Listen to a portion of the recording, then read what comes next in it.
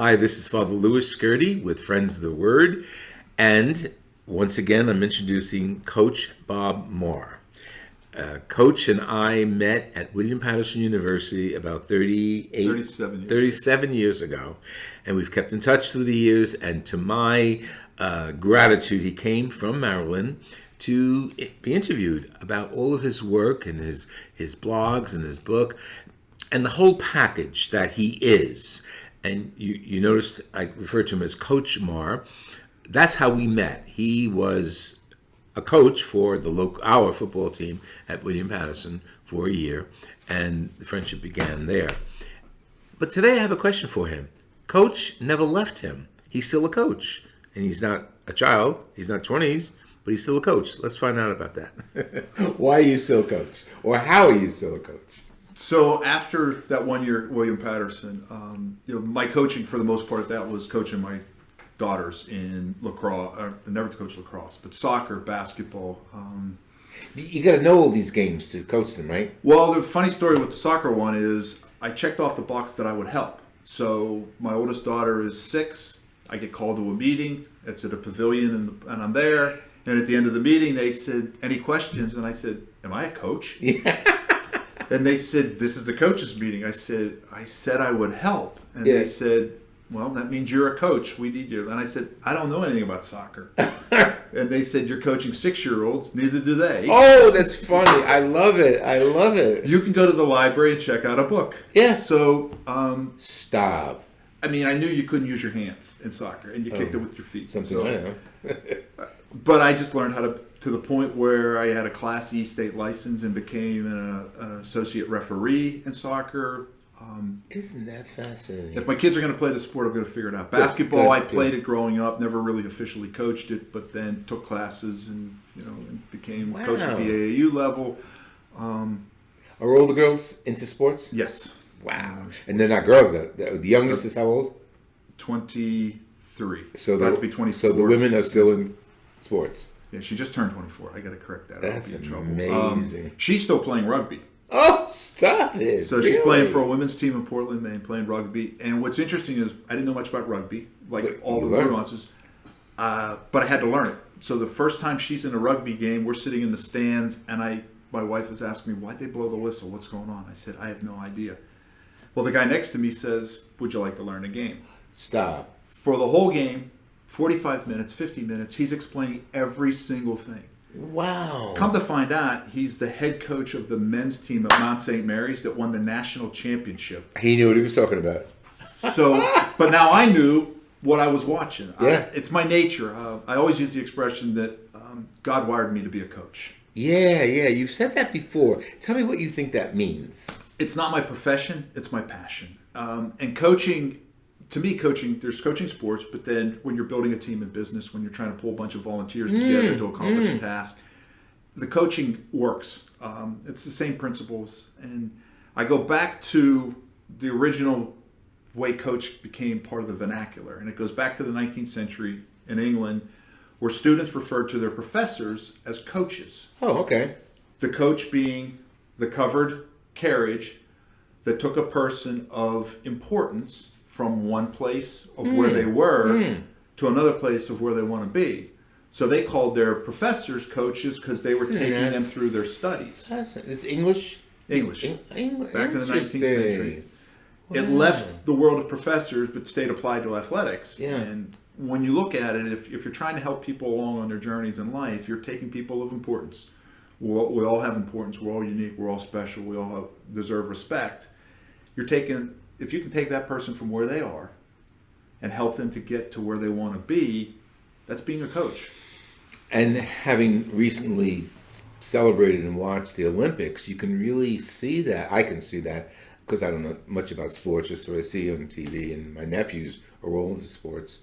But that's a beautiful way of saying it. So those kids, I'm thinking of the skaters now, they were taken from one place by their coach and all the coaches in their lives to another place where they can eventually get a gold medal because they did it so well.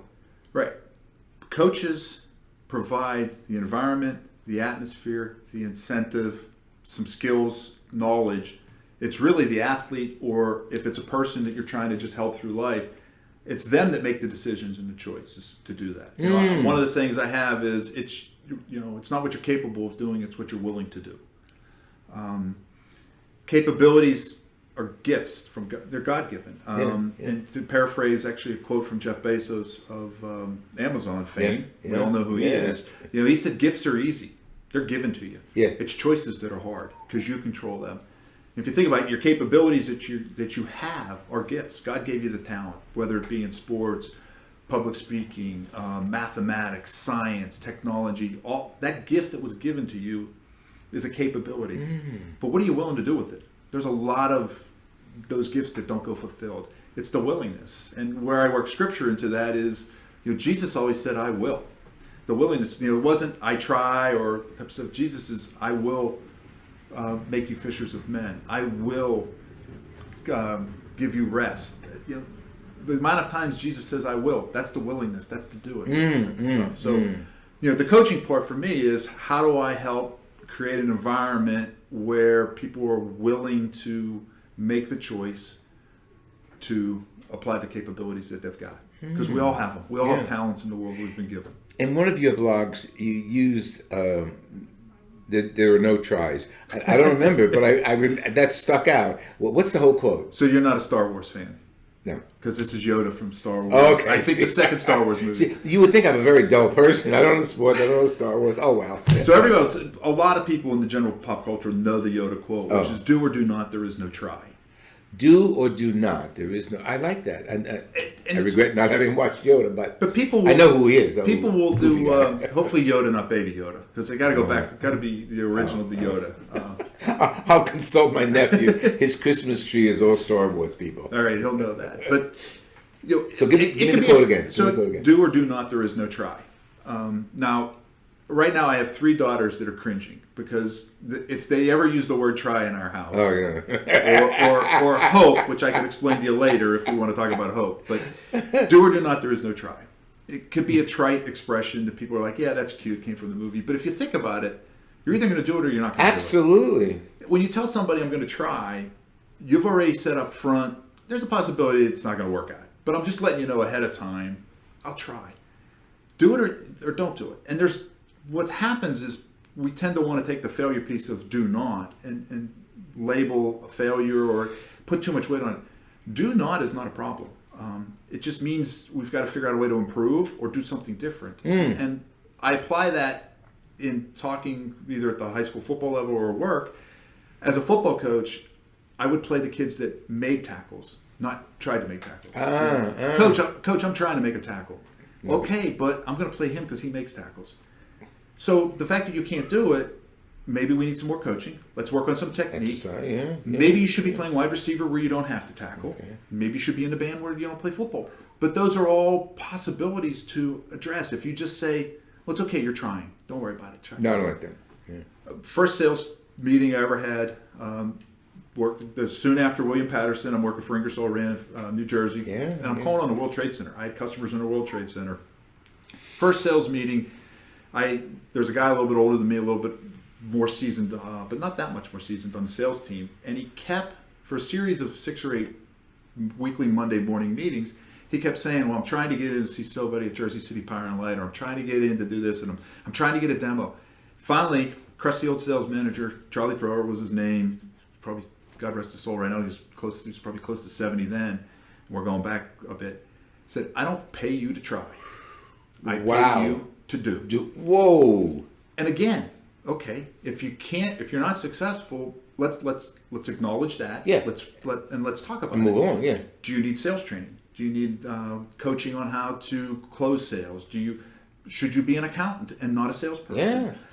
But if you accept the try, you're going in saying, "Well, that's okay." And we tend to be a little soft with that. Yeah. I didn't know Yoda then, but at William Patterson, there was a student. His name is David. He was president of the Campus Ministry Club. He's now a deacon, married, and lives in the Virgin Islands. And one day we were doing something. We always had another project going. And I said, "Okay, you're in charge. Hey, I'll try." And it echoed in my head. We went to the meeting, And I called him afterwards. I says, what does that mean you're going to try? Because we're moving ahead on this. I forgot what the project was. It was one of the outreach programs. He said, well, I'll give it my best shot. No. I said, I don't have time for that. Right. I said, we're going to the nursing home next Monday, and we need you to organize a bunch of kids from the fraternity to go. You can't try. You got to do it. I didn't know the impact of that word until he said it, and you just reiterated it with Yoda. Thank you, Yoda. Once, and hi, David. you pay attention to that, you start hearing it, and it's got impactful. Yeah. So, and then the other one is hope. So, hope is not a strategy. It's actually the title of a business book, and that resonated with me. Again, in a business setting, we were talking about the upcoming year. We're doing planning, and I reported at that time to one of the owners of the company, and he said, well, let's hope the sales force picks up on our initiatives. And I said, I'm sorry, I can't build a plan on hoping other people do this. So again, when somebody says, now I get into this whole semantics and debate with people, like hope as a noun is fantastic. I'm okay. But hope as a verb, it needs to be trust. Yeah. If you lend me $100, do you hope I pay you back?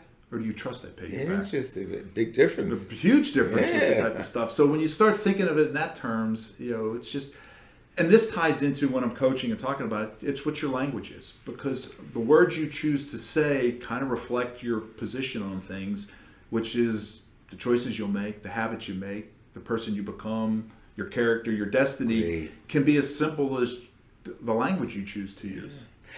And what you say to yourself, I tell my clients, your mind hears. So if you say, I want this and this and this, then your mind hears that, and that's the direction you move in. Yes. But you can't just, for instance, don't ever talk down to yourself. Oh, you're just useless.